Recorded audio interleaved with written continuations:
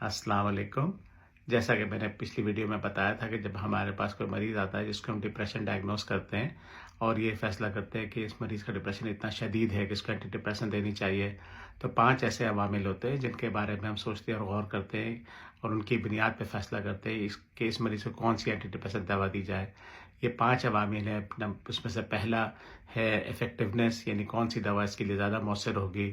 दूसरा है टॉलरेबिलिटी, कि ये मरीज़ कौन सी दवा आसानी से बर्दाश्त कर सकेगा। तीसरा है साइड इफ़ेक्ट प्रोफाइल, यानी इस मरीज़ के लिए कौन से साइड इफ़ेक्ट ज़्यादा मौसर होंगे और कौन से ज़्यादा तकलीफ़देह होंगे, ना ज़्यादा नुकसानदेह होंगे, और कौन से आसानी से बर्दाश्त कर सकेगा। चौथा है कि इसको कोई जिस्मानी बीमारी तो नहीं है, और अगर है तो उसमें कौन सी डिप्रेशन ज़्यादा सेफ़ रहेगी। और पाँचवा है ये पहले से कोई दवाई तो नहीं ले रहा, और अगर वो दवाई ले रहा है तो कौन सी एंटी डिप्रेसेंट है जिसका उस दवाई के साथ रिएक्शन होने का कम इम्कान है। तो इस वीडियो में मैं इफ़ेक्टिवनेस के बारे में बताऊंगा। तो रिसर्च ये कहती है कि तमाम एंटी डिप्रेसेंट दवाएं तकरीबन बराबर ही मौसर होती हैं। तकरीबन कहने की ख़ास वजह है।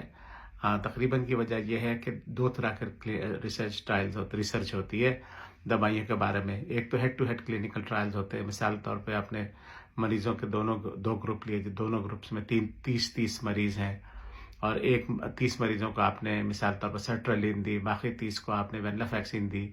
और जब ट्रायल ख़त्म हुआ 1.5 महीने बाद, 2 महीने बाद, तो फिर ये देखा कि किन मरीज़ों को ये कौन सी दवा ले रहे थे, किस ग्रुप को ज़्यादा फ़ायदा हुआ।